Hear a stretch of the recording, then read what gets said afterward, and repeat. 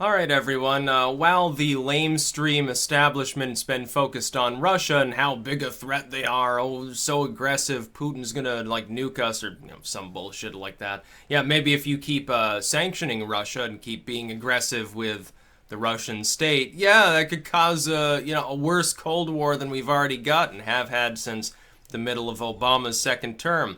Why aren't we focused on North Korea? They indeed just fired another missile into Japan's territorial waters in an open show of defiance of the basic idea of Japan's sovereignty. Now, I'm going to say something to other self-proclaimed libertarians. That is, a lot of you say, whoa, we shouldn't be doing anything about North Korea, sovereign nation, blah, blah, blah. First and foremost, the people of North Korea are not sovereign. They are slaves. That's pretty well understood. Secondly, North Korea now twice in under a month has violated the sovereignty of Japan. At the very least, does that not give Japan the diplomatic right to respond in a military fashion?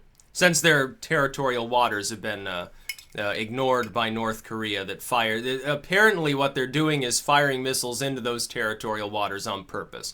They did it the first time. Japan cries foul, the US cries foul, South Korea cries foul, even China's like, well, you shouldn't be doing this shit. They do it a second time. At this point, don't you think it's on purpose that this is happening? So don't they at least have the right to respond? And if Japan feels threatened enough to warrant a military response, are we not Japan's ally? Are you saying we shouldn't have any alliances at all? Because I don't think it's going to work that way. Some of the non-interventionist libertarians irk me slightly because they keep talking about the sovereignty issue. They don't even understand. North Korea has issued credible threats against all of its neighbors now over time. Technically, that's a violation of the NAP. It's not just a vague, veiled threat. They say, oh, we hate you, we wish we'd bomb you off the face of the earth. It's not like when Iran says, oh, America the great Satan, we will wage hellfire on our enemies. That's a vague, it's not a specific threat. You're way over there. You don't even have the tech to hit us. Who fucking cares what you say? North Korea, though, now technically does. They do now have a prototype multi-stage missile that is capable, certainly, of hitting the west coast of the U.S., Hawaii, and Alaska. Now, they can't fit a nuke on it, but they can fit chemical weapons on it. They could fit a biological weapon on it. We know how much they like to talk about, spreading disease to the world in the form of communism. It's one small step to, anthrax or something like that, I suppose. So they've already violated the NAP of both the United States by issuing potentially credible threats against us, as well as Japan. And certainly South Korea, they've actually hit them with artillery on multiple occasions. South Korea responds in kind. There have been problems at sea with shipping vessels.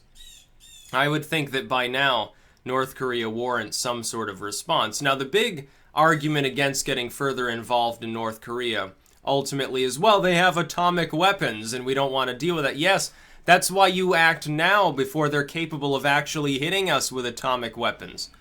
Because otherwise, down the road, you have a lot more suffering. And by the way, if they manage to obtain boosted fission, they could destroy South Korea very, very easily with only about a dozen weapons.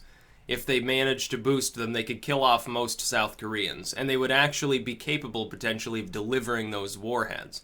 Right now, they don't have that ability. Right now, all of their weapons combined would barely take care of South Korea's capital in total blast radius, if you wanted to kill everybody there. If they learn how to boost them, you're getting an extra order of magnitude of punch packed in those warheads. That would be a little bit of a problem. Now, right now, it doesn't look like they're even attempting to boost. But it does look like they have perhaps more atomic material than previously thought. That was a report that came out. And it's one that's actually believable. In fact, it goes against what a lot of the idiots in Congress say. They're so worried about, Iran will get nukes and Russia is being aggressive. They're ignoring North Korea and pretending it's not an issue. They're the only country that's openly threatening us on a regular basis. They're the only country that openly threatens several of its neighbors. By the way, I see here a situation that looks remarkably similar to maybe Pakistan versus India 20 years ago and the rise of their atomic programs come into boosted fission, which they now have. It looks rather similar. You've got North Korea, the nuclear state, and China too. Japan is rearming. South Korea and Japan at some point are both going to consider nuclear programs. What do we do, by the way, to stop them if they do? The only way to stop their nuclear programs from eventually developing and forming a stalemate that looks a lot like UK and France versus Russia, now on the other side of the continent, basically.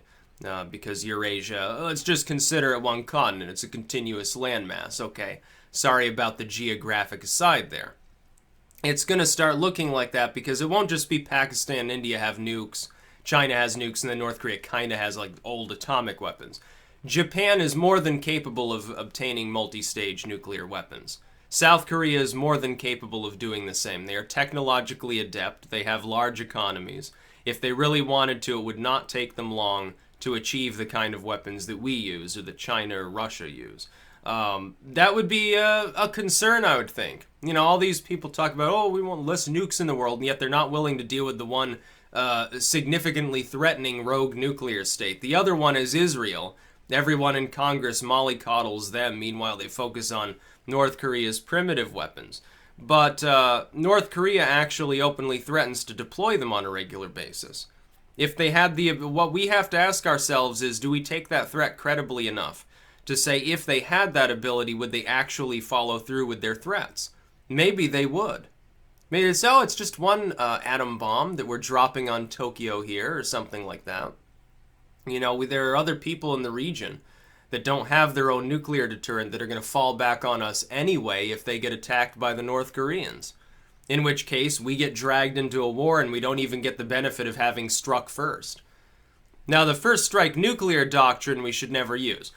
You don't need to deploy nuclear weapons against North Korea because their weapons are old style and because they have to be dropped from a plane.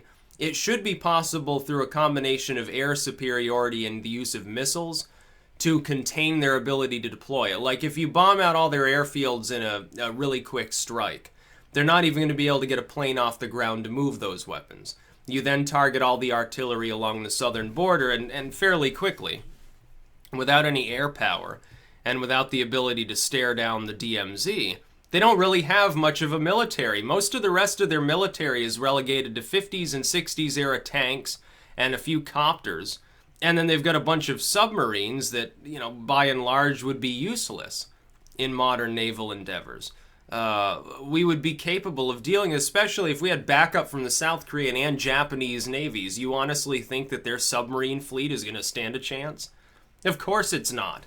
It's not even clear they'd be able to target our ships effectively. We could blow them right out of the water and it'd be relatively quick. The big issue is, do you suppress their atomic deterrent quickly enough to prevent it from being used, number one, and number two, how do you deal with all the artillery? We are capable of doing that. It is possible. You don't, by the way, need China's cooperation. The Chinese aren't going to get involved. The US, South Korea, and Japan are already involved in North Korea. The Chinese would be suicidal to attempt to do anything other than butt rush the northern part of the country and keep it as sort of a backwards hermit province, rich with rare earth minerals, while the rest of Korea becomes reunified. That's essentially what would happen. And it's probably the best case scenario, because if we continue to kick the can down the road, at some point war erupts anyway, and we've given them more of an opportunity to develop more atomic weapons, potentially better atomic weapons, to deploy more artillery, potentially, and everything else under the sun. The longer you wait, the worse the problem gets. It's better to remove the weed from your garden when it's little as opposed to when it's gargantuan and it's already started strangling everything around it. We should apply that principle to North Korea. We should tell the Chinese in no uncertain terms. I wouldn't... Nikki Haley and Trump, they talk a big game on China, and it's appreciated that they do. But they need to make the terms less uncertain and say, look, we are going to go into North Korea very soon if you don't rein them in.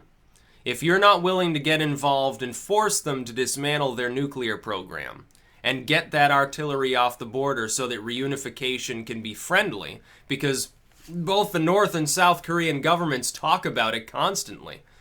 If you're not willing to remove that deterrent, and you can be their guarantor of, hey, the US isn't actually going to invade you because you've addressed the issue of why they're pissed in the first place. If China's not willing, we should be willing to go in and do it ourselves. And that's, by the way, the only conflict I support. Look, all these Middle Eastern proxy conflicts are unwarranted. There was never a reason to go into Iraq. There was never a reason to go into Libya. There was never a reason to dick around in Egypt and Syria. There was never a reason to be involved in Afghanistan. Whether it's South Asia, South Central Asia with Afghanistan, of course, or the Middle East, we shouldn't be involved in these places. Our real involvement should be, is a country openly proclaiming that it is threatening us and our allies? Right now that's limited to North Korea. And does the state pose a significant military threat, at least regionally? Again, the answer is North Korea. Syria doesn't. Syria is badly bruised already. They're not really a threat to anybody around them. They're trying to mop things up in their own country. Iraq, it's the same thing. You've got non-state actors running around. It's the same in Libya. But those aren't states. Those aren't well-funded state militaries. They're militant groups. It's totally different. And we can't fight them anyway because nobody apparently has developed a sound strategy for doing so, strangulated as it is by the Pentagon. So North Korea is basically the only place in the world we can make a positive impact. That's about all. Peace out.